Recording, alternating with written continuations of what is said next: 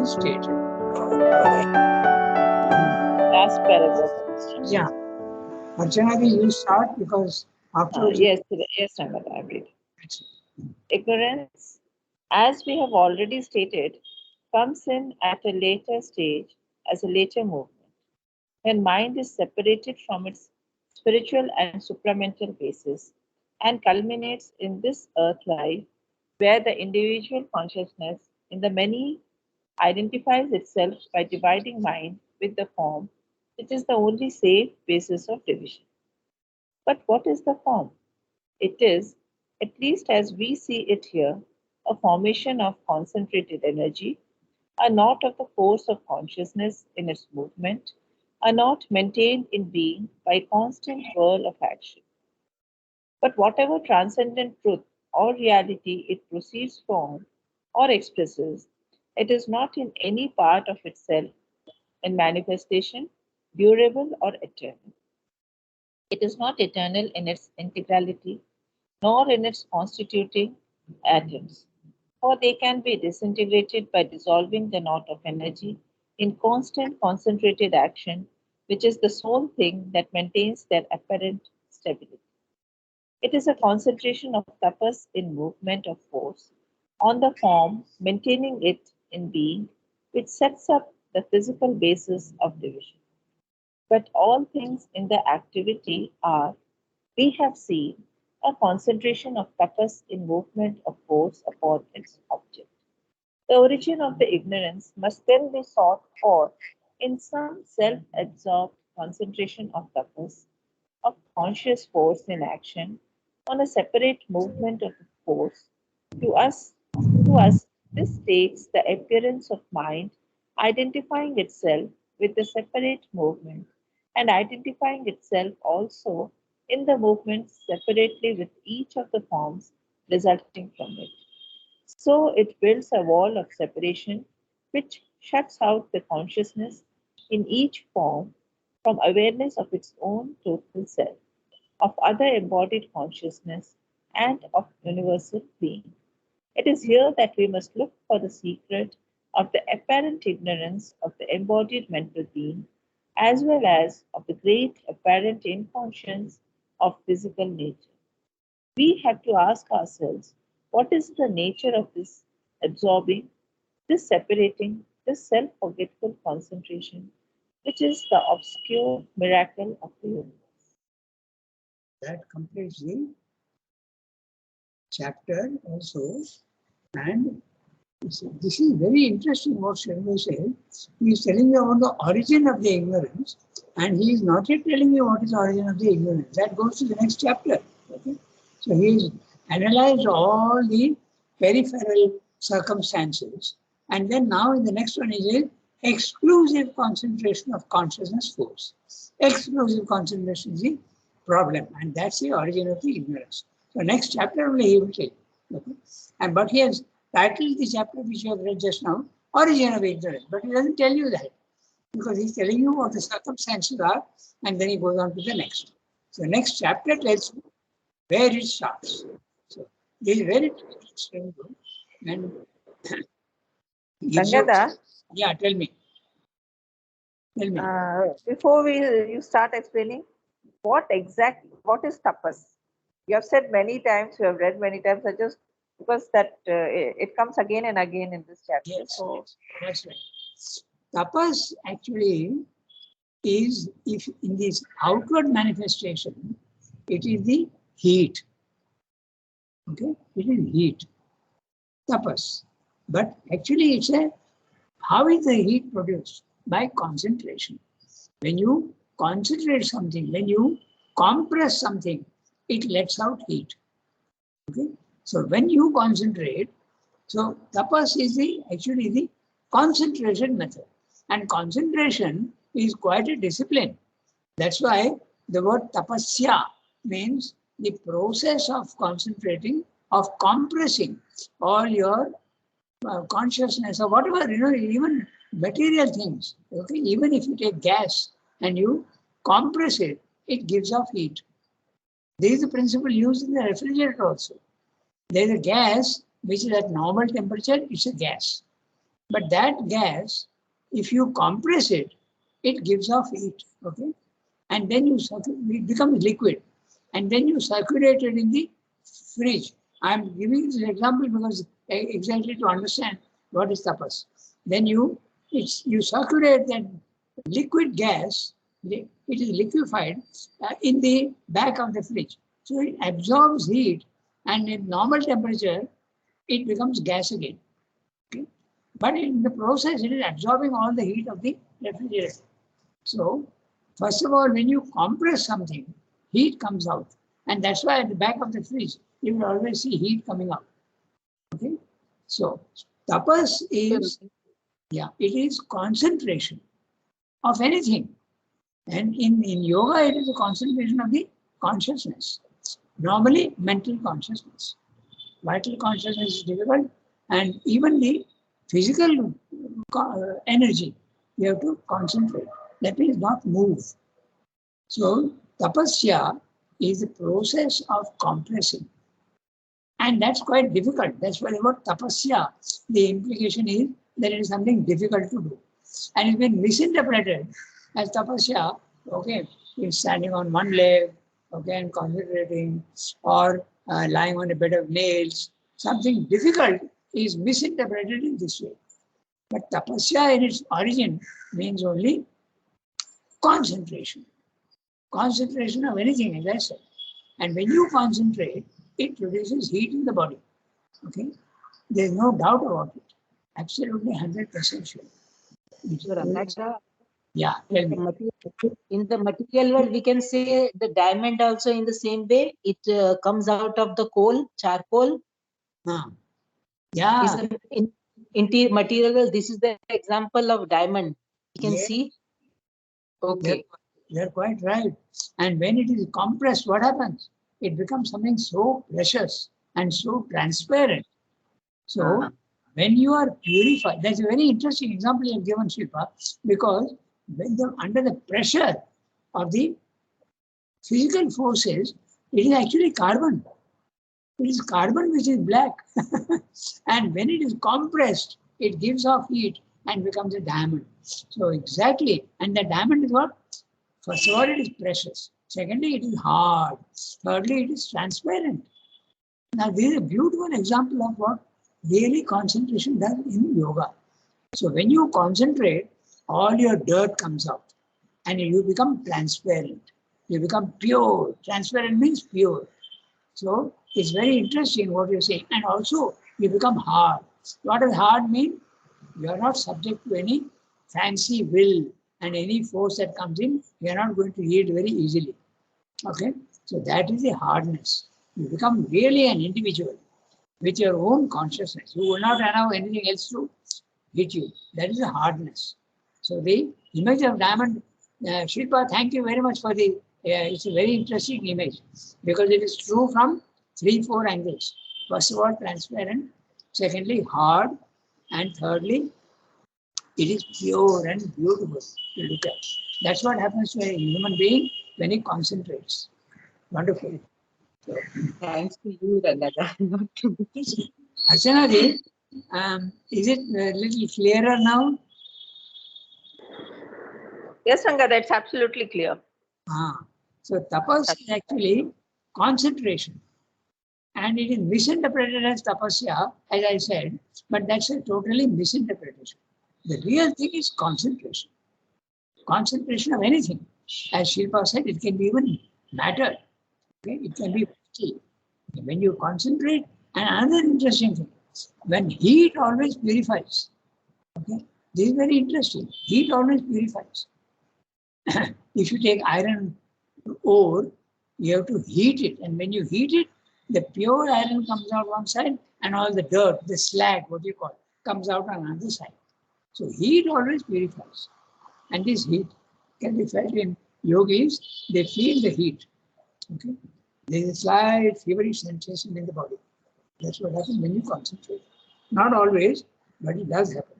And sometimes I can tell you that this heat actually gives you even burn marks on the body. When you become pure, all the nonsensical But Shilpa is, she knows Jain philosophy quite a lot. And Putgal is the matter, na? So that Putgal comes out in the, Yes. yeah, it comes out of the body, onto the skin. Okay, that is it. So that is tapas. It's a very good question, and I'm very happy you asked it. And this is what I feel is tapas. Okay, so tapas is the process of concentrating something. Thank you, Rangada. Now I think I'll always remember. Many times we have discussed, Yes. but with many things, so that's why I thought maybe separate. Yes. I will also remember now it very clear. Now. Yeah, that's right. Thank Okay. you, Rangada. So I must thank all of you for asking and also for giving that beautiful image of the diamond. It's a very good example.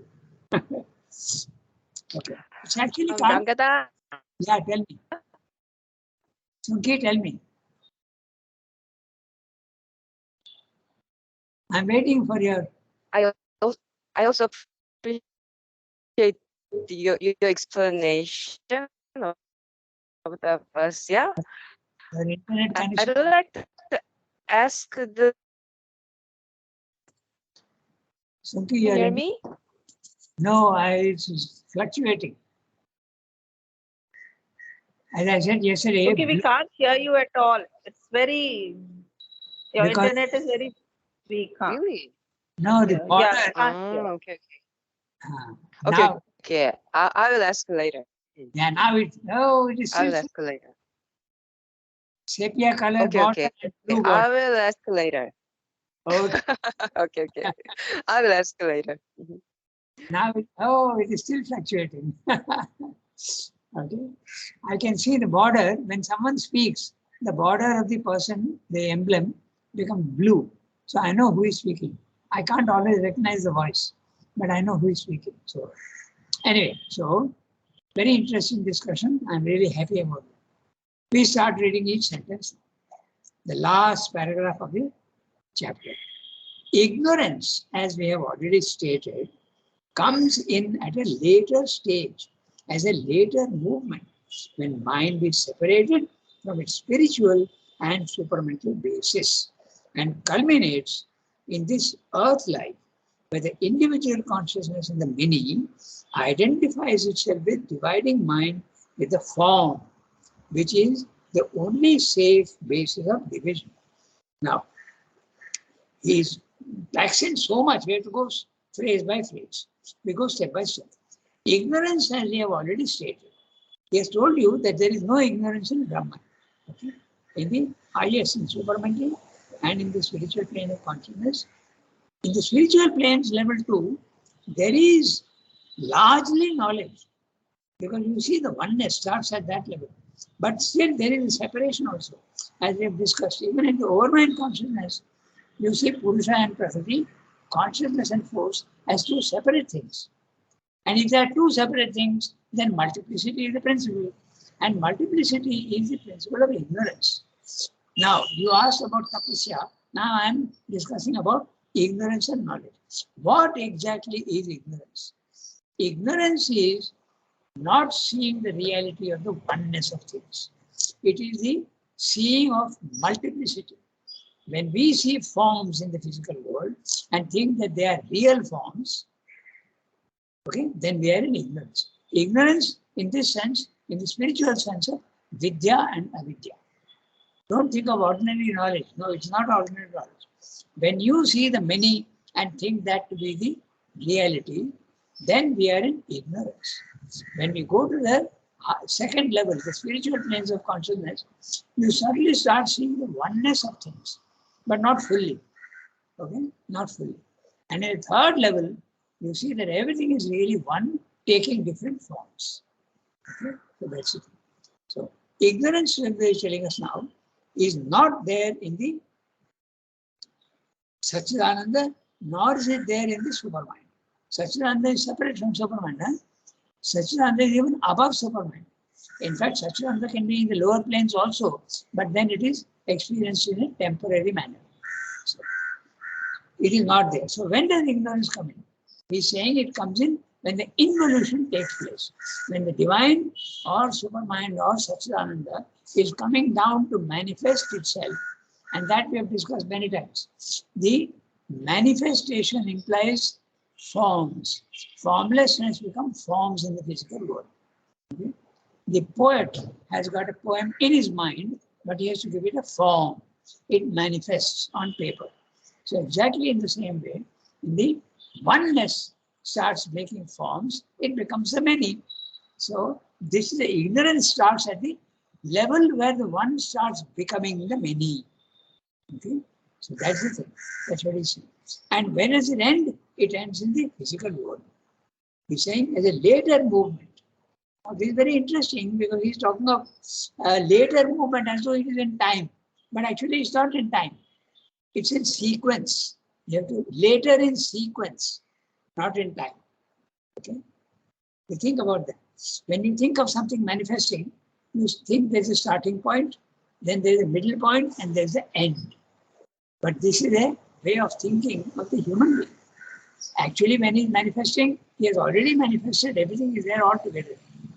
But when we think of it, it's a, that's why you use the word later movement. There's actually no later movement, but sequentially, causality, if you think of, then it is later. The supermind is the first starting point. The overmind is a later movement. The element mind, intuitive mind, these are even later movements. Finally, the latest movement is the physical world. Okay? And in the physical world, you have forms. And these forms, here this very interesting discussion about what the forms are. We will tell you later on. Okay? It culminates, end, in this earth life by the individual consciousness. The divine consciousness has divided itself up into individual consciousnesses. And that's also very interesting. Satchidananda is Sat, Chit, Shakti, Ananda. When Sat, one single substance, becomes the many, it becomes the atoms in the physical world. So absolute, infinite atoms. The multiplicity becomes absolutely the last bit. Then we have Chit, consciousness. That one divine consciousness breaks itself up into the many, and that also we have seen why it has to break itself up, because forms. Manifestation implies forms. So it comes down and individual consciousness it becomes. Yeah. 4 of you are there and I am there, our own individual consciousnesses essentially coming from one, but we don't see that in the superficial aspect, we see only the individual consciousnesses. Like the sea is a producer of waves, but each wave is thinking it is separate from the sea. Okay? So when mind is separated from its stage, as a later movement, when mind is separated from its spiritual and supramental basis. So here already he has given you a hint. It starts at the overmind level, the real. In the supermind level, there is oneness and the possibility of multiplicity. But in the overmind, yes, the multiplicity starts. Okay? It's separated from its spiritual and supramental basis and culminates in this earth life. Culminates, the multiplicity becomes the last thing in the physical world. Where the individual consciousness, now he is talking of individual consciousness, in the many, in the physical world, identifies itself with by dividing mind with the form. And for us, what is the form? The body, the vital little less, and the mind even little less, but mainly the body. We think that's what we are. Okay? Which is the only safe basis of division. So that's interesting. Why? Because it is something stable. Okay, that's all. This very interesting phrase, which is the only safe basis of division. If you think of your vital as division, you can't conceive of what the vital is. Okay, and it's also moving. So this basis of division is stability. Basis of division is stability. So he is discussing now what is this form and what is the stability. Okay, so very logically he is going step by step. I hope you can see the connection of how he is building his para. Okay, but what is the form? So what is this thing that we see as a form? It is, at least as we see it here, a formation of concentrated energy, okay? Chit Shakti, that becomes concentrated and becomes a physical form. At the higher levels, it is form, but not physical form.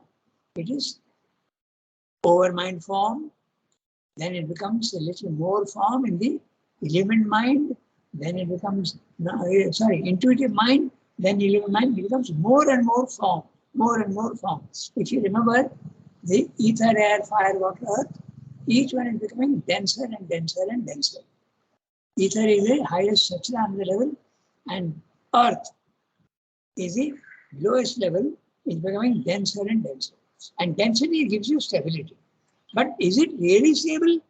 That's a whole interesting point. He said, now we read the text, what he said. It is, at least as we see it here, a formation of concentrated energy and not of the force of consciousness in its movement. So it seems to be stable, but it's a knot of movement. Okay? The force is there, you don't see the movement, you see only the stability, but there is a movement in everything. That we can explain scientifically by the atoms whirling in the stone. Okay? In everything, the atoms are whirling. So the movement is hidden, and the stability seems to be the only truth, but it's not so. So what is this? What is the form? It's a knot of force of consciousness in its movement, a knot maintained in being by a constant whirl of action. Now this almost seems to be contradictory. A knot maintained in being by a constant whirl of action. So a good example of this we can also say is the tornado. In America, you have these tornadoes. Huh? It's air, actually. And air you can't see. But when the tornado starts whirling around, you can see the spout. Okay? You can see that whirling and coming towards you. So the form is maintained, but the whirling is there. That's an interesting example of how we can. And why do you see it? Because it sucks up all the dirt and everything and travels quite fast. So that's why you can see it. So you can see the form as well as you can see the movement. But in a stone, you don't see the movement, you see only the form. Okay? So, and a whirlpool also. You can also think of a whirlpool. A whirlpool, you can see clearly, it's got a form. Okay? And it's movement. So in these things, you can see the movement, but in normally 90% of the time, you don't see the movement in forms. As I said, best example is stone. Take a stone. Okay? There is movement, but you don't see them. And not maintained by constant whirl of action. And it is this, because there is whirl of action, it will disintegrate one day. But some things disintegrate within seconds. A bubble disappears in a few seconds. Then a butterfly dissolves in 1 week. A cat for 15 years. Cat and dog, 12 to 15 years. An elephant maybe 100 years. Human beings 100 years. What about a mountain? Thousands of years. So, but everything ultimately in the physical world, because it is form, it disintegrates. Everything is dated. It's got a starting point and an ending point. Okay? That's what it is. By a constant whirl of action. But whatever transcendent truth or reality it proceeds from or expresses, it is not in any part of itself in manifestation, durable or eternal. So what he's saying is that this supermind has manifested in the physical world into forms which are constant movement. But the supermind is there, but it is hidden. You don't see it. It is not in any part of itself in manifestation, durable or eternal. Supermind at the highest level is durable and eternal. But when it manifests and comes down to the physical world, it becomes not durable and not eternal. It becomes a transient form. Shabda's expression is very clear. If you look carefully at the word, you will see that. It is not eternal in its integrality. Okay. Each form is not integral at all. It is not eternal. It is temporary, nor in its constituting atoms. Even the atom can vanish. Okay. Nor in its constituting atom. For they can be disintegrated by dissolving the knot of energy in constant concentrated action, which is the sole thing that maintains their apparent stability. So, very clear what he's saying, what we've discussed just now, he's putting in these words. It is not eternal. What is it? The form. The form is not eternal in its integrality, nor in its constituting atoms. Integrality, the fullness, the whole stone is not going to last forever, nor will the atoms also last forever. They will break up. Okay? For they can be disintegrated. How? By dissolving the knot of energy in constant concentrated action. In constant concentrated action, which is the sole thing that maintains their apparent stability. So, this concentrated action is a form, and because it is concentrated, it appears to be stable.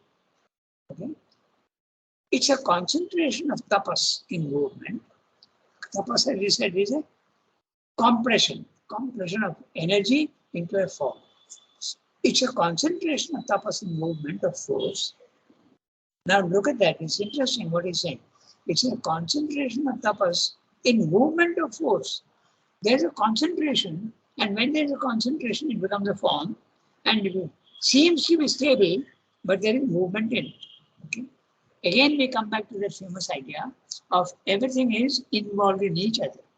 The infinite is involved in the finite, and the silence contains in itself the movement. So all these things you can immediately see. Spirit has a potentiality of matter, and matter is, there is in it, it's hiding spirit. So everything is one, but in different grades. That's what is coming to. So look, it's a concentration of tapas in movement of force. Okay. Movement of force is there, but yet it seems to be stable. On the form, maintaining it in being, that means it continues to exist, which sets up the physical basis of division. But all things in the activity in the physical world are, we have seen, a concentration of tapas in movement of force. Again, he's repeating, it's a concentration of tapas in movement of force, which you don't see the movement finally in the physical world. Upon its object, the origin of the ignorance must then be sought for in some self-absorbed concentration of tapas. So, you have to see, what do we have to see? We have to see the self-absorbed concentration of tapas. Okay? When it makes forms. When the self-absorption comes, then there is an inward movement. And that compression gives you the multiplicity. So you have to look for that, the ignorance at that level. Of consciousness force in action on a separate movement of the force. Separate movement. To us, this takes the appearance of mind, identifying itself with the separate movement and identifying itself also in the movement separately with each of the forms resulting from it. So first of all, you are identifying yourself with your body, which is only one part. And secondly, you are also you are seeing the many. Okay? You are seeing everything else outside yourself, and you think that that is real. So it builds a wall of separation. Everything is separate from me, which shuts out the consciousness in each form and awareness of its own total self, of other embodied consciousnesses and of universal being. Because it becomes these things separate, you don't see the essential part of everything. It is here that we must look for the secret of the apparent ignorance. There is no real ignorance at all. It's a superficial aspect because you are not seeing the movement in the stable. So if you see the movement in the stable, then you will not be in ignorance. You will be in knowledge. Okay?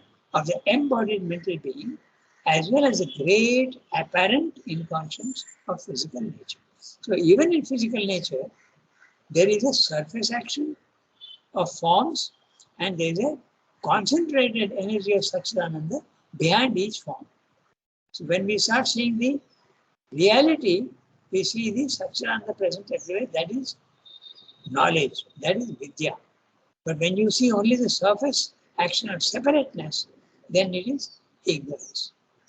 We have to ask ourselves, what is the nature of this absorbing, this separating, this self-forgetful concentration, which is the obscure miracle of the universe. There what you see. So, very interesting 131. So, I'll do one thing.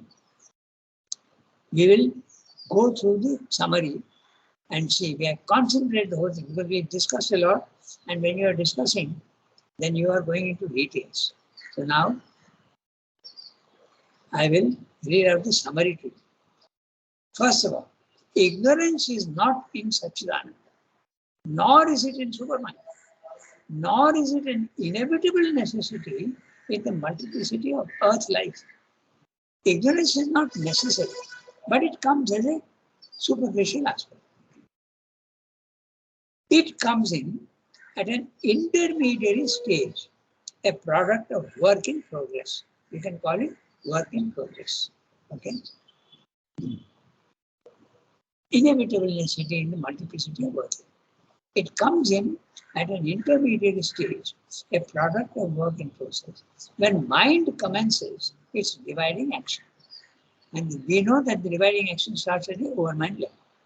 When mind commences its dividing action, mind, the dividing element, when it separates itself from the supramental state and culminates in the mistaken identification with body-mind life, which is a physical form, creates ignorance by its separating action. But what exactly is this form? We may define form in this manner. There is an infinite sea of consciousness of force or existence. Okay?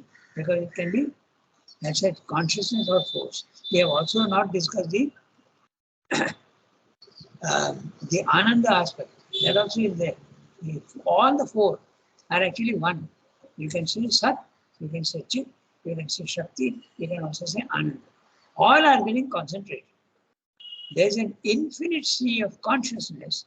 You can replace consciousness by substance, Ananda, or force. Okay?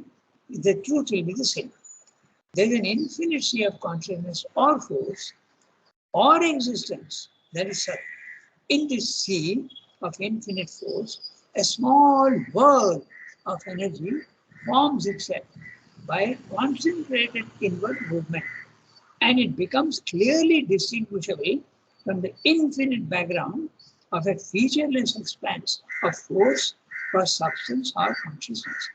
I'll read that again. Okay? He's saying, there is an infinite sea of consciousness, of force, or existence. In this sea of infinite force, a small whirl of energy forms itself by concentrated inward movement, and it becomes clearly distinguishable from the infinite background of a featureless expanse of force or substance or consciousness. Okay? So, this is much like a whirlpool in a calm, stable sea, or a tornado in a vast expanse of windless air. You start seeing the air is vast expanse of formlessness, but the tornado becomes a form in this vast formlessness. It becomes a form in a vast expanse of windless air. This form is created by force, which is tapas, and which is concentrated force in motion. It is this constant whirl of energy that maintains the apparent stable form. If this movement of consciousness force is absent, there can be no form. All forms are therefore, whether animate or inanimate, nothing but a condensed mass of whirling energy. Tapas, for instance, tapas or substance or consciousness. Whirling energy is tapas. Each finite form is created, maintained, and ultimately destroyed by the mass movement of tapas. The individual finite exists only by the permission of the infinite. Okay? That's a truth which is again applicable in many ways. So, to trace the origin of ignorance, we have to investigate the separating and dividing action of force in the form. At our physical level, this is seen as the mind consciousness identifying itself with the body, life, and mind.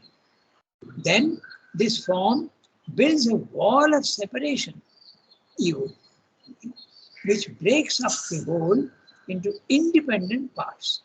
So, ignorance has to be seen in the individual mental being identifying itself with the body, mind, life.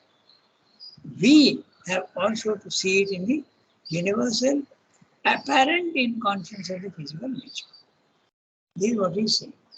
So now we have to look for where is this dividing action taking place. So that's the next chapter. So we'll take it up next Wednesday. Okay? When you read carefully, very carefully, analyze each word that Srimad is using, then you see how logical he is, how systematically, one by one, he is going to tell you. Okay?